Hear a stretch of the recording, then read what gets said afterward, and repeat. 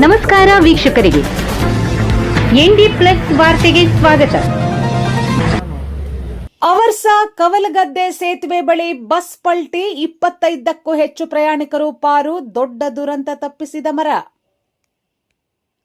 ಉತ್ತರ ಕನ್ನಡ ಜಿಲ್ಲೆಯ ಅಂಕೋಲಾ ತಾಲೂಕಿನ ಅವರ್ಸಾ ಸಮೀಪ ಖಾಸಗಿ ಬಸ್ ಒಂದು ಪಲ್ಟಿಯಾಗಿ 25ಕ್ಕೂ ಹೆಚ್ಚು ಪ್ರಯಾಣಿಕರು ಗಾಯಗೊಂಡಿರುವ ಘಟನೆ ಇಂದು ಬೆಳಿಗ್ಗೆ ನಡೆದಿದೆ.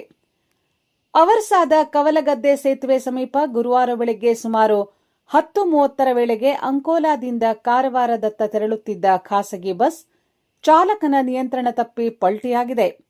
ಅಪಘಾತದ ರಭಸಕ್ಕೆ ಬಸ್ ರಸ್ತೆ ಬದಿಯಲ್ಲಿದ್ದ ಮರಕ್ಕೆ ಒರಗಿ ನಿಂತಿದ್ದು, ಮರವೇ ಪ್ರಯಾಣಿಕರ ಜೀವ ಉಳಿಸಿದಂತಾಗಿದೆ.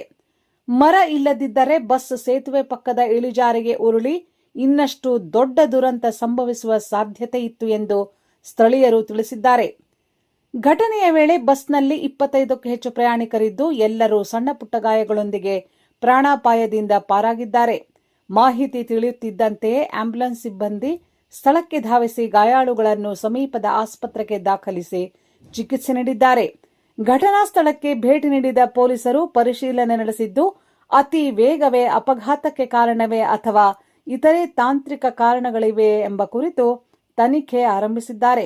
ಅಪಘಾತದ ಪರಿಣಾಮ ಈ ಮಾರ್ಗದಲ್ಲಿ ಕೆಲಕಾಲ ಸಂಚಾರ ಅಸ್ತವ್ಯಸ್ತಗೊಂಡಿದ್ದು, ವಾಹನ ಸವಾರರು ಪರದಾಡುವಂತಾಯಿತು. ಬಳಿಕ ಪೊಲೀಸರು ಮತ್ತು ಸ್ಥಳೀಯರ ಸಹಕಾರದಿಂದ ಸಂಚಾರವನ್ನು ಪುನಃ ಸುಗಮಗೊಳಿಸಲಾಯಿತು.